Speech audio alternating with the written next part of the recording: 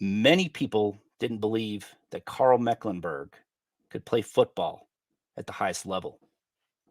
He walked on to the University of Minnesota, no scholarship. He had to show on the field how valuable he could be and make the coaches believe in him as he believed in himself. And he went on to become the starting nose tackle and one of the team's best defenders. And even though he had a terrific career with the Golden Gophers, he didn't intrigue many NFL teams. As an undersized nose tackle at 240 pounds, Mecklenburg wasn't drafted until the 12th round.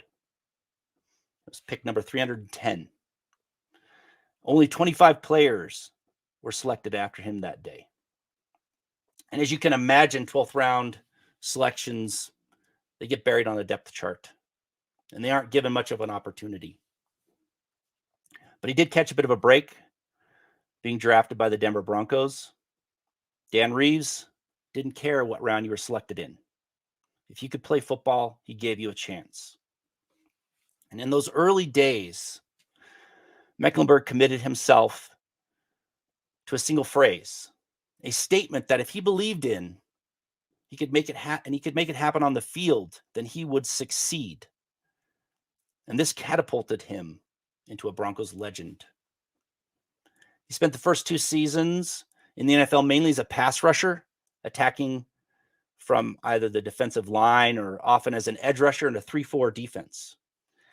And he compiled 9 sacks and 2 interceptions in a part-time role. So it was obviously working for him. But then something unorthodox occurred, something almost unimaginable. And this would lead Mecklenburg to become the most unique and versatile player in the history of the NFL. Linebackers coach Merle Moore wanted to move him to inside linebacker. He'd never played the position before, and it would be a tremendous transition for a nose tackle to man the middle of the defense in an era when middle linebackers were the heart of the defense. But if he continued to believe in that statement he told himself early on, he was going to be a success. And success did follow, because he fit right in at inside linebacker and he could play it well. And once that happened, the wheels in Joe Collier's innovative mind started to turn. The defensive coordinator had the brilliant idea that Mecklenburg could now create incredible mismatches by moving him all around the defense. So now Mecklenburg wasn't just playing inside linebacker, even though that was his listed spot on the roster. He was moving through all front 7 positions, and he did it at a high level.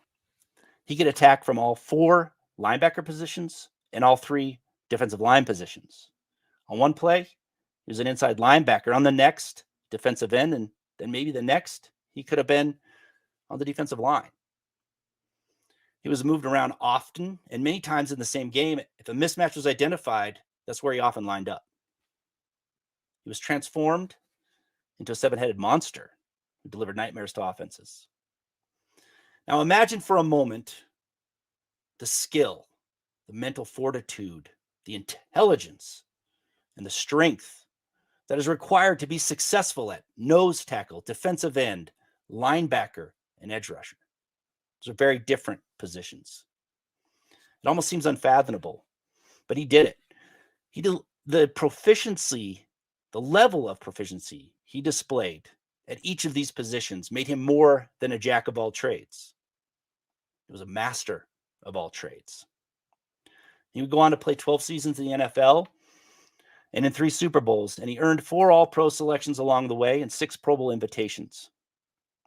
And although he didn't receive any votes in 1989, his season was Defensive Player of the Year worthy. And he's immortalized on the Broncos Ring of Fame. And his dominance on the field is evident. One of only a handful of players to have over 1,000 tackles and over 75 sacks.